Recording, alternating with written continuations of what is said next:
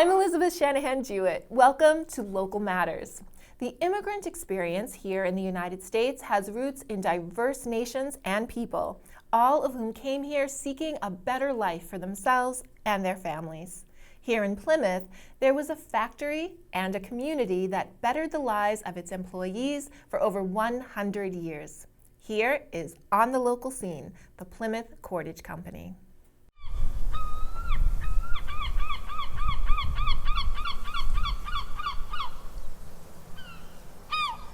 If you came to Plymouth back in the day, and in those days, that's where all the work was, actually. That's what prompted all the growth, and that's why you hear people say, well, North Plymouth has everything, because it started out here with the Cordage Company. North Plymouth is a seaside community 39 miles south of Boston, where you can find a little bit of everything. To understand North Plymouth now, you must go back in time to 1824, when the Plymouth Cordage Company was established and laid the groundwork for what the small New England village would become. We were privileged to sit down with Bill Rudolph several months before his passing in May of 2020.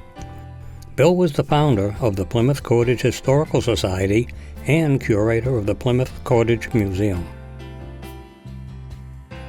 I started doing a collection of cordage stuff when I was about 14 years old.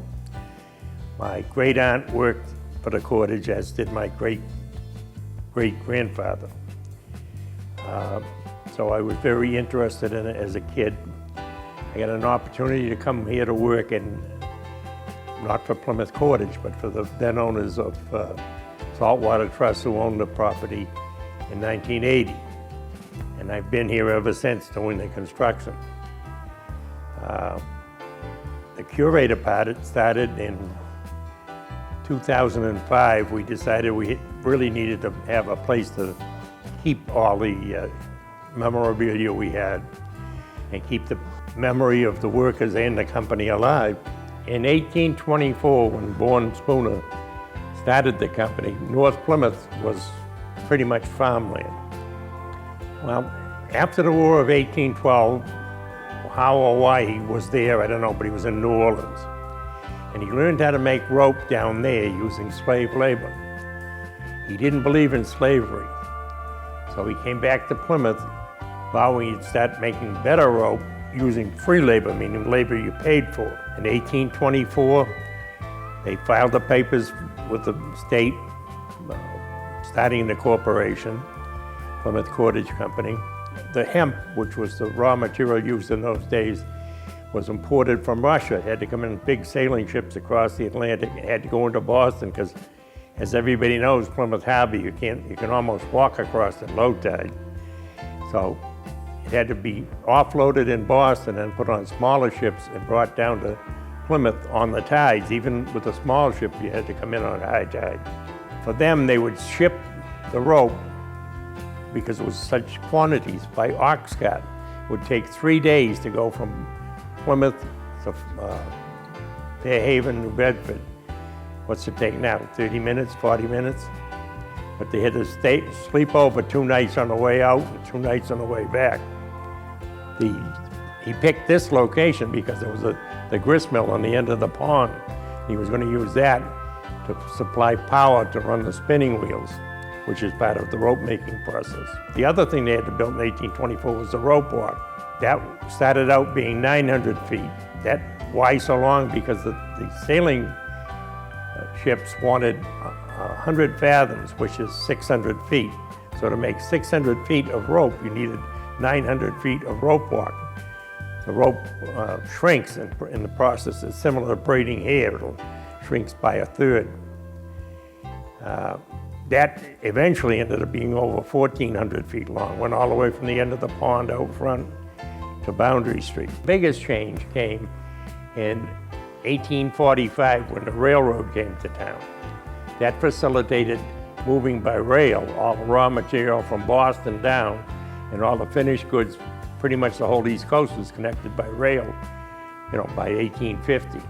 The company kept on growing. Right up through the Civil War area, there was a lot of rope needed for the merchant and warships. After the Civil War, there was a lack of labor all up and down the East Coast for two reasons. One, a number of men and women had been lost in the war, and the second reason was the federal government was trying to populate the Midwest to keep other nations from coming into the sparsely populated area. That meant there was a lack of labor all up and down the East Coast, and rope making was a very labor-intensive business at that time.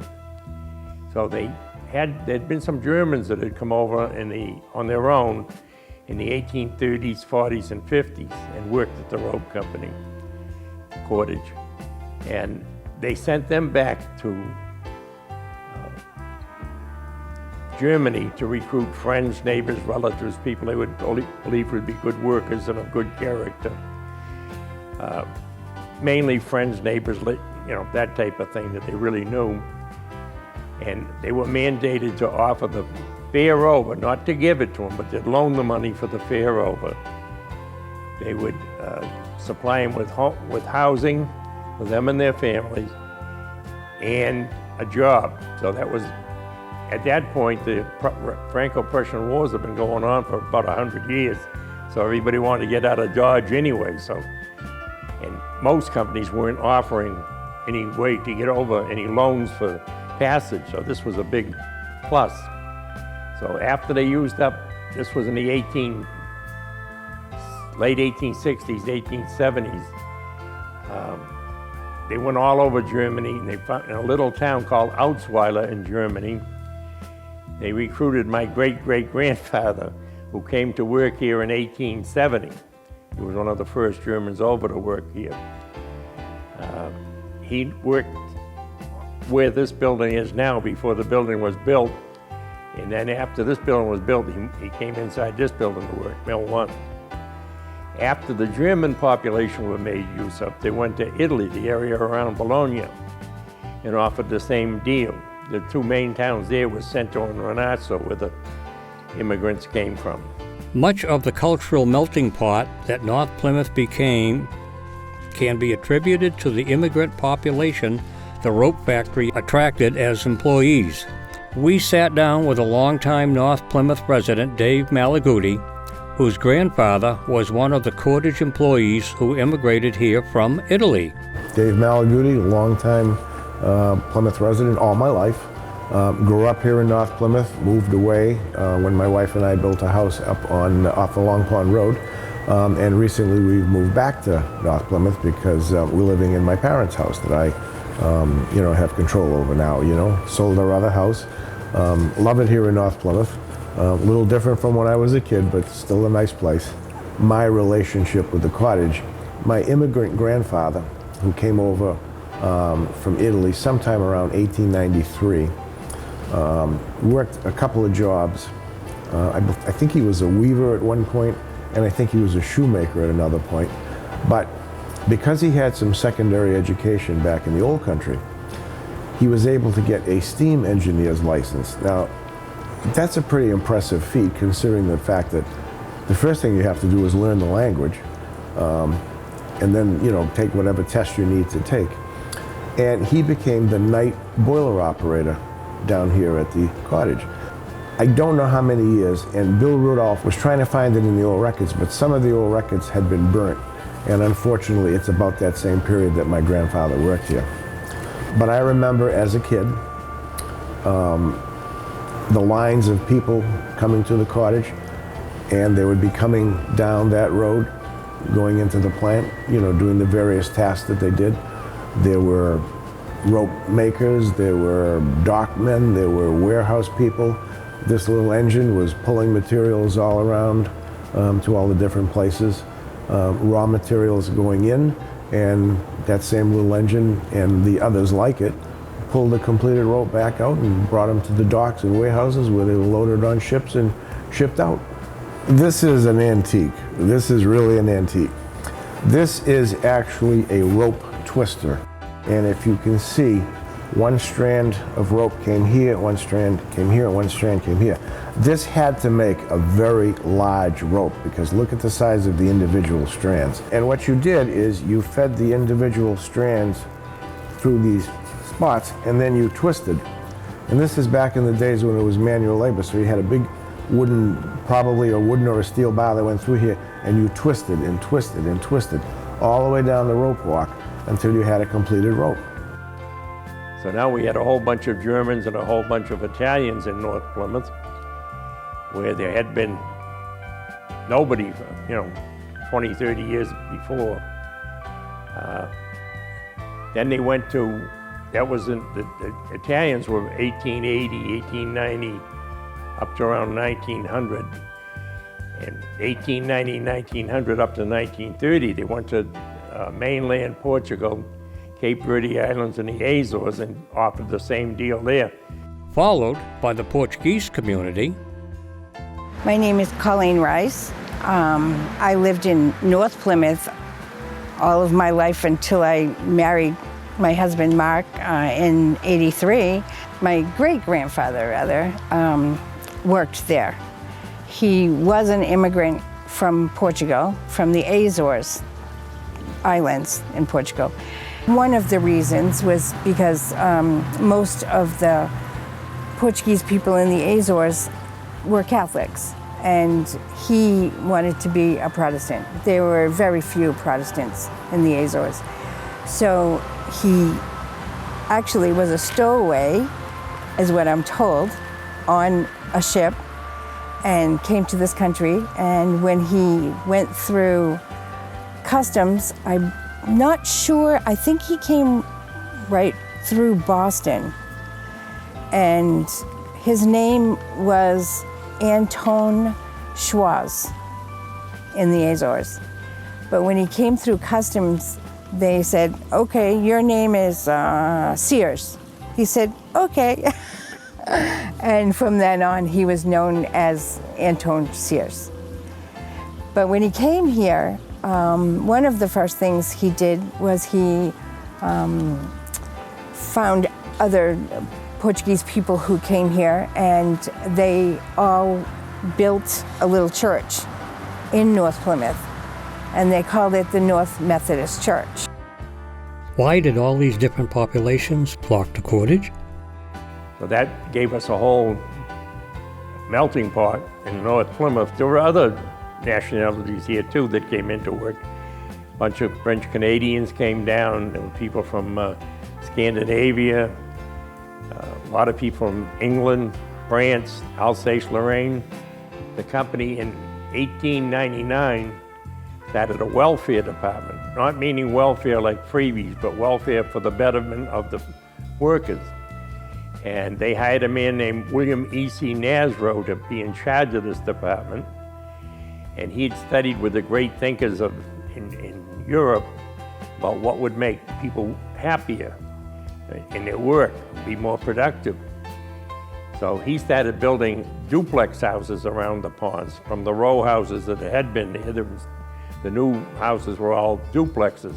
Bourne Spooner believed that happy employees who were well cared for make better workers. And this philosophy showed in the quality of the housing and the care the Cordage Company provided. My name is Dick Quintal. Originally from Plymouth, Massachusetts. Born in North Plymouth on Nix Rock Road. In a house I still own, actually, with my grandparents. Starting from where the cottage was, all the housing they built around there, or he built around there, was for his workers. And you could tell the different workers, you know what I mean? Some of them be 8 units, 6 units, 2 units. If you look at the one I'm in right now, 429, it's actually got all the old woodworking. So it had to be for somebody pretty important. It was a single family house, and it was up and down. And the woodwork is beautiful. One of the things that the Cordage Company did was they built all the houses, the housing in North Plymouth. And to this day, actually, the most beautiful homes, I believe, in Plymouth are right there. The company started in 1900 an all-day kindergarten where all the workers' children that weren't in school could go to be like a daycare setup. So the women could go to work, meaning there'd be two incomes coming into the household to make things better. And at night they had cooking schools because a lot of the immigrants that had come in weren't familiar with the local vegetables and fruits, so they didn't know how to best prepare stuff nutritionally, and how to preserve it and stuff. They also had a Sloyd school for boys where they learned woodworking. They had classes for the girls and how to make clothes and stuff of that nature. 1902, there was a scarlet fever outbreak in Plymouth County, not in Plymouth itself, but in Plymouth County, so they hired two visiting nurses that would go to your house and take care of you or any member of your family for free, providing you worked for the company. The nurses lived right on property and they were on call all the time. 1905, they added a clinic and a doctor, again, to take care of your health. Universal health care by 1910 with no co-pays. Try getting that today. They started a library, the Loring Library, that was up on the hill, which has now moved across the street and is part of the Lutheran Church. Mr. Loring was the major stockholder. Interesting fact was that although there was Americanization classes in the building, they also had all the books in the classic language because the company believed that you shouldn't lose track of where you came from just because you were an American. These practices attracted a massive influx of European immigrants from the 1880s through the 1920s, including Northern Italians, French Canadian, Azorean, and mainland Portuguese, all seeking work at Cordage and a better life for their families. With this growth came the explosion of North Plymouth's shipping industry, quickly making it the second largest shipping port in Massachusetts. By the late 19th century, the Plymouth Cordage Company had become the largest manufacturer of rope and twine in the world. The company believed, interestingly enough, that the reason they were successful, they had good people in charge, but the reason they were successful, the good people in charge didn't make the goods that were good and were world famous for their quality. If you made people healthy and happy, they'd work better and give you a better product. The company believed in that, from Bourne Spooner through everybody else that was in there. After 140 years as the largest employer in Plymouth, the Plymouth Cordage Company closed its doors in 1964. The 45-acre space has been transformed in modern times into a bustling cordage commerce center, still populated by many descendants who have crossed the oceans to make a better life. North Plymouth's many parks, businesses, homes, and walking trails are never far from view of the Cordage Factory smokestack. It stands as a legacy and a beacon on the North Plymouth waterfront. We remember the Cordage Company for its role in making North Plymouth what it is today, and we remember Bill Rudolph for preserving an important part of North Plymouth and Massachusetts history. You can visit the Rudolph Pavilion amidst a duck pond on the small island in front of the main historic tower. Dedicated to Bill for his many years of service and historical preservation. Thank you, Bill. Thank you, Bill.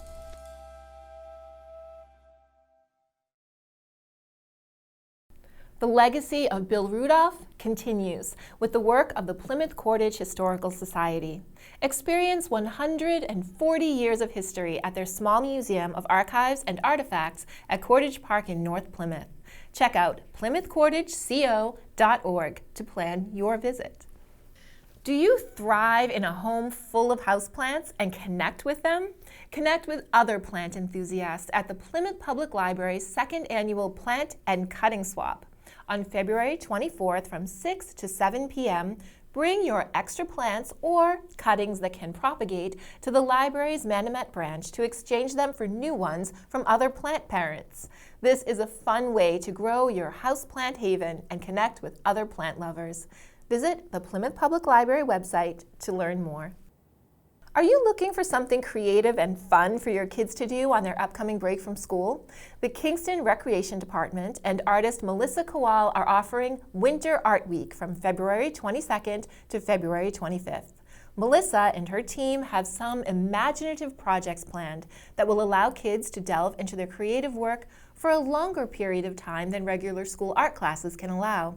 Each session takes place from 8:30 to 11:30 a.m. with a 15-minute break between projects. Aprons will be provided because this creative work will be messy. For more information on this and other programs, visit kingstonrec.com. The Nathan Hale Veterans Outreach Centers are dedicated to serving veterans, active duty service members, and their families, and bringing awareness to the personal, professional, and financial hardships these brave women and men must face. Julie Thompson invited President and founder Christopher Hart to talk about how these outreach centers and the farm are there for those who serve. I am so pleased to welcome Christopher Hart, who is the founder of the Nathan Hale Veterans Outreach Centers. Christopher, can you tell us a little bit about the background of what brought you to this point in your life right now where you have created two such wonderful and dynamic veteran centers? Sure. And first of all, thank you for having me. I love PACTV, and you guys have been helping me ever since I got started. I started the Nathan Hale Foundation a little bit after 9/11. I just felt compelled to do something. I'm a Gold Star family member, and I'm a son of the American Revolution. My family's lost an uncle or a grandfather since every generation going back to the Revolutionary War. So serving in my family is part of our tradition. I myself had some ticker problems when I was younger. I tried to get in the Navy and they wouldn't let me in, and you know, so I had to do something. So I left my job. And I left on the date that my grandfather was killed in action, which was Thanksgiving Day, 1944, November 23rd. So that was my last day of work, November 23rd, 2003. And it took me a little while to get going. Some organizations get a nonprofit, get incorporated, then write a mission statement, and end up changing it all because it didn't really work out that way. Instead, I really worked hard on my mission.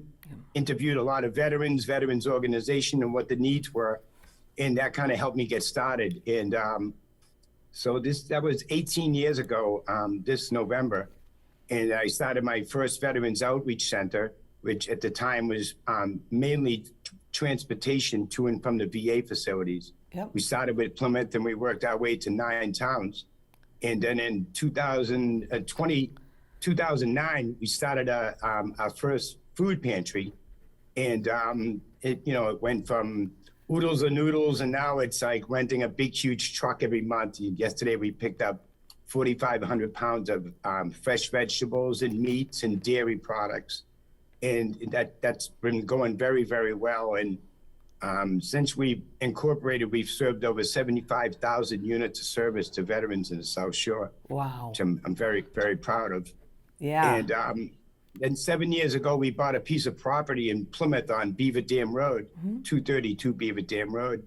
And we named it 3 Harts Farm after my grandfather and his 2 brothers who are all World War II heroes. And I wanted a less clinical name.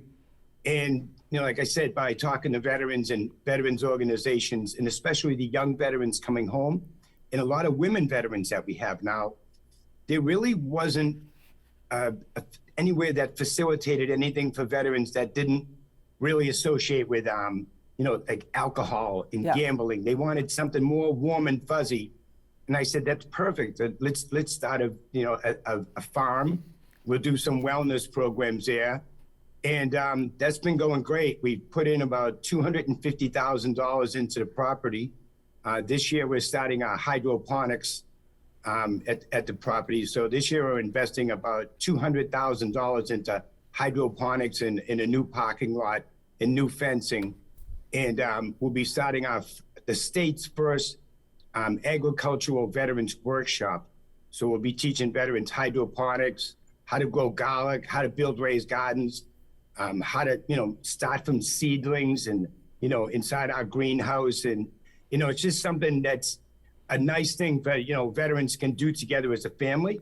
Right. And they can also use it in the future if they want to make money doing so. It's nothing new in America, farming. So, right. But we want to teach the new scientific way of farming. Yep. which uses a lot less water. It's not as big of a footprint as most farms, and teach veterans, all the new science of Farming, growing right. and Which is wonderful because everyone needs to eat. Now, the farm itself, do you raise, whatever you raise or whatever you grow there, do you sell or not sell, but give away in your food pantry also? Most of it we give away at our food pantry. We do sell a little bit of the garlic. And this year, though, we'll be selling a lot more to restaurants because we're growing a lot more. And our outreach center is state funded. Okay. And we're an agency through the Massachusetts Department of Veteran Services. Yep. And we receive state funding. And during COVID, we received a cut in state funding. So by having our hydroponics, we'll actually make enough money where we don't really have to, something like that happens again. At least we have a sponge fund to use. To carry you through. So our farm is a little bit different. We use no government funding at all, no town, no state, no federal. We raised all the money on our own.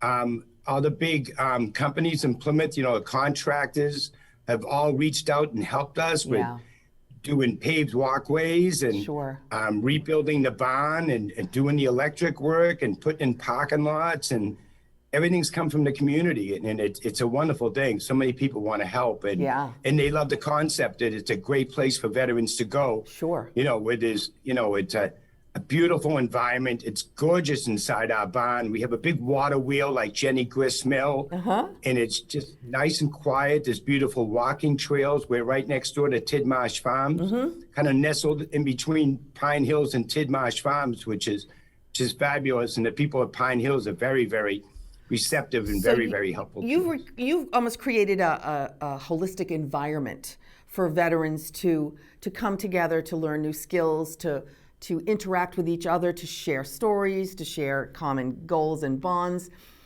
Now, aside from that, which is all wonderful, people, I think of traditional veterans services as being, like you said, transportation, help with all the logistics of benefits, things like that. Do you also do that? Yes, well, we have a veterans liaison. Okay. And he usually, meets the veterans maybe at the farm, maybe here at the outreach center. He has his own key. And most of the work he does is with combat veterans. Okay. And then if we have, there's something that we don't do, such as spouses benefits or, things that pertain to burials and stuff, we'll use Roxanne Whitbeck at the Plymouth Town Hall. She does a wonderful job. If there's something we don't do, we refer them to Roxanne. Right. Now, do you let the surgeon do the surgery, Yeah, right, I gotcha. Do you have scheduled events that occur at the farm where you'll give me a few examples of what veterans would come together to do? On Saturdays, what we call Family Day, and veterans come with their families, and we have a nice cookout.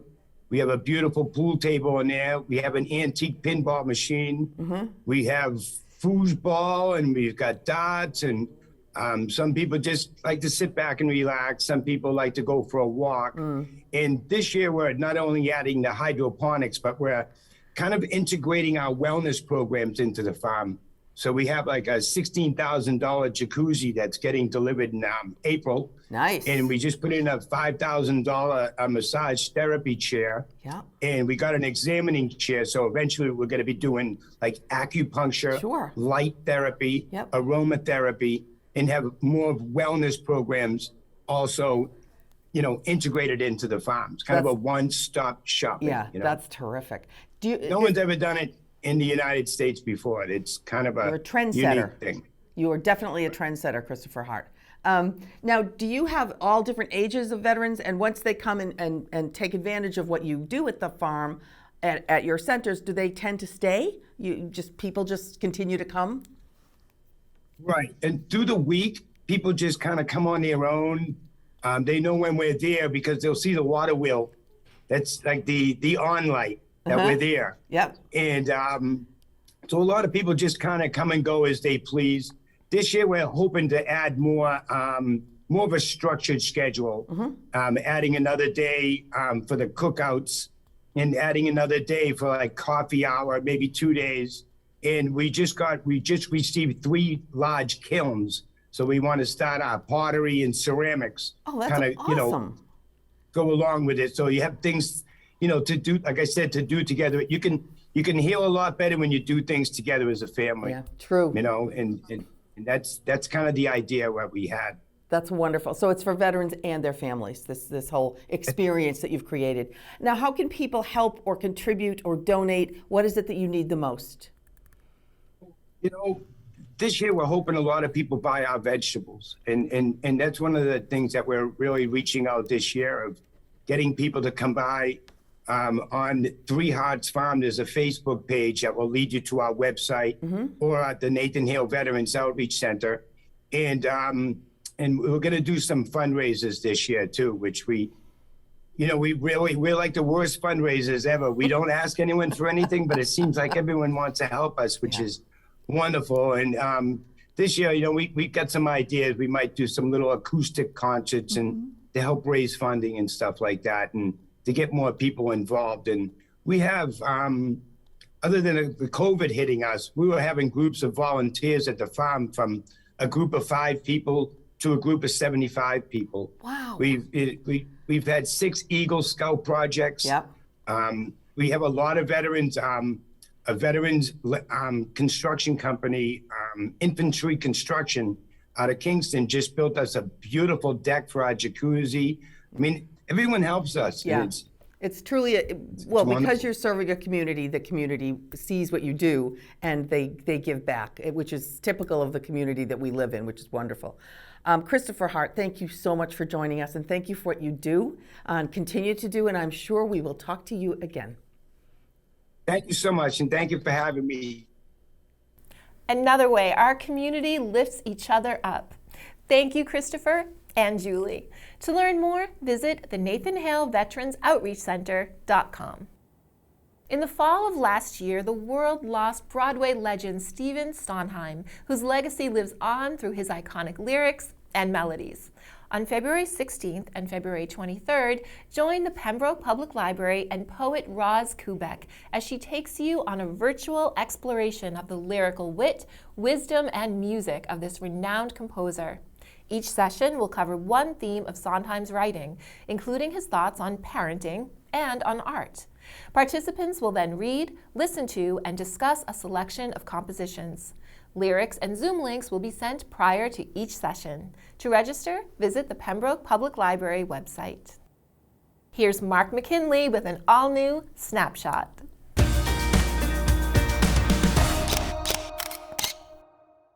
Welcome to Snapshot, where we take a local look at the government stories that you may have missed.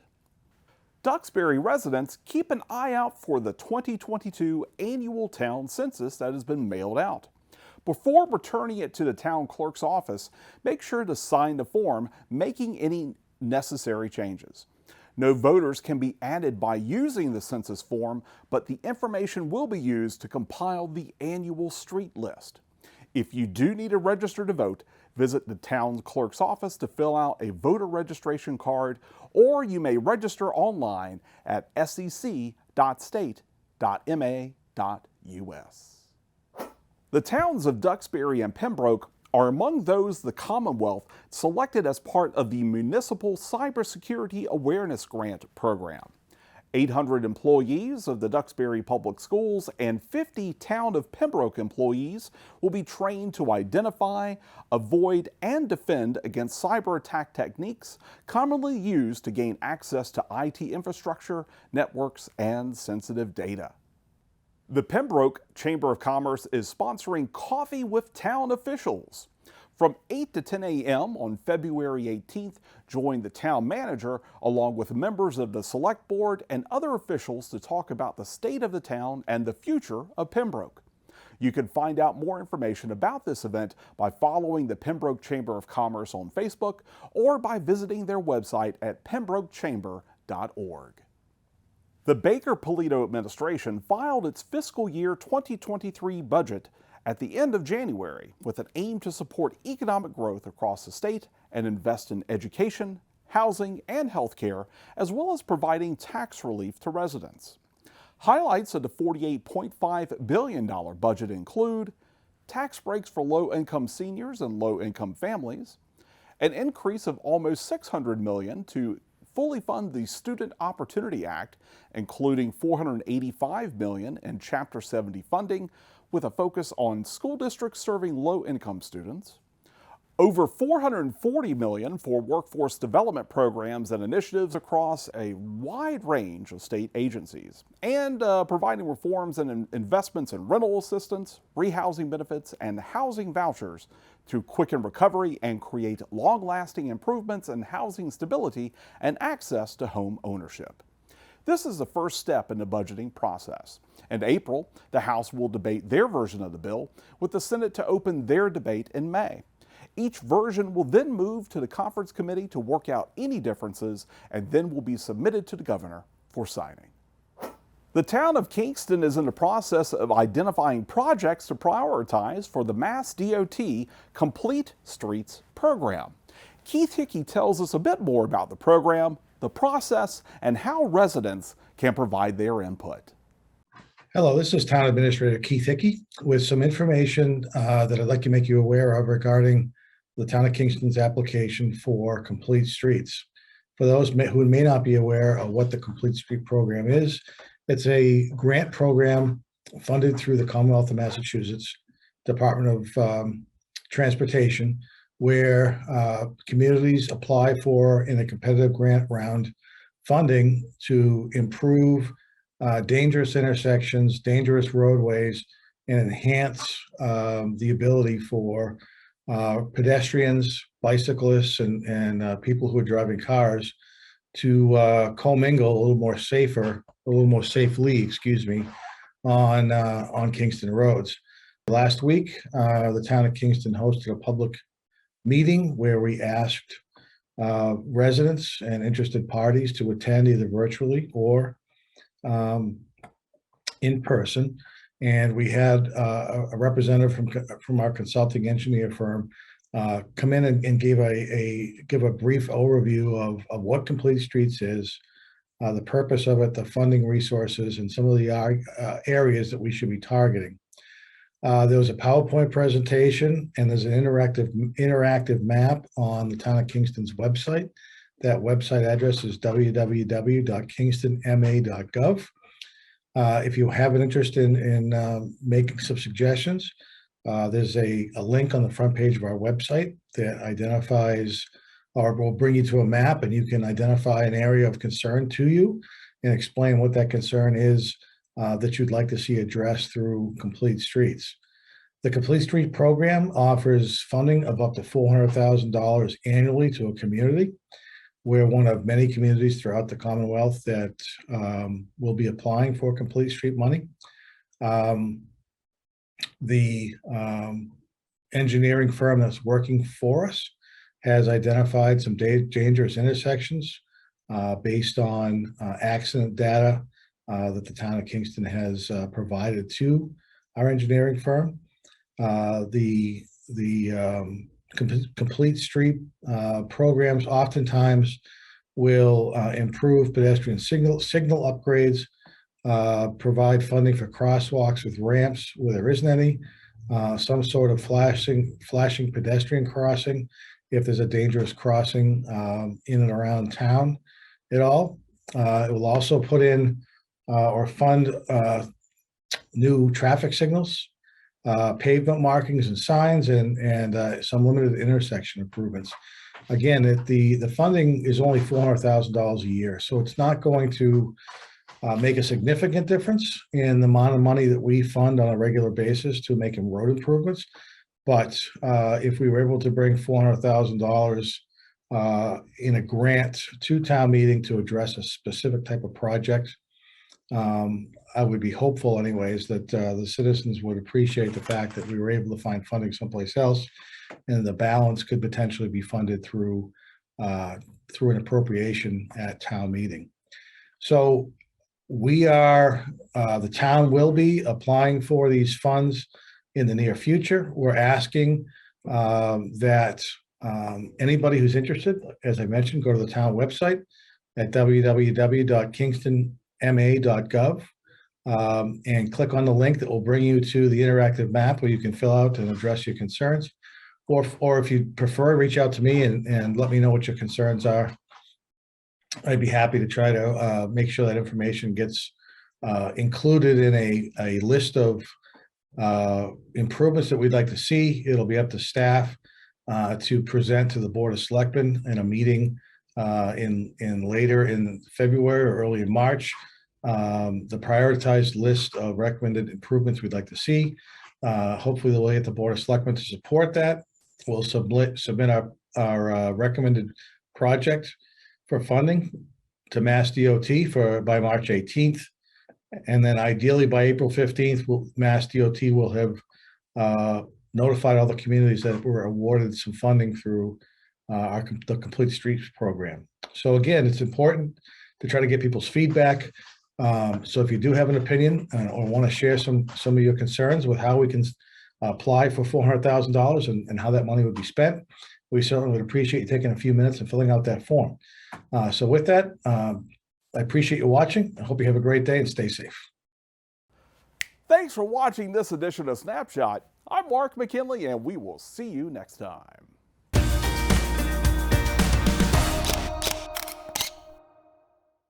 Thank you, Mark. And thank you for watching this week's episode of Local Matters. Visit the local scene on social media or our website at pactv.org/thelocalscene for more of what's good and good to know in our community. From all of us at PACTV, have a safe and happy week. We will see you next time.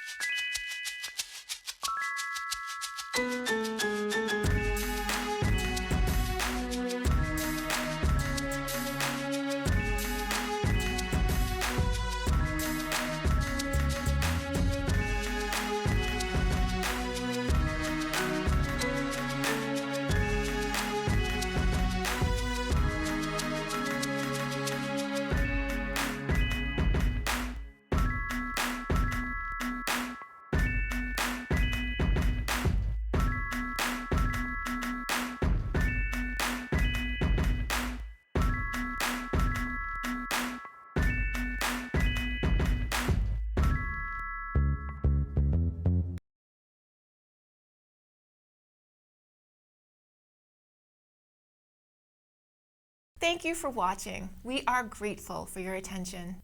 If you like what you saw, please like and subscribe to The Local Scene here and share everywhere. Thank you, friends.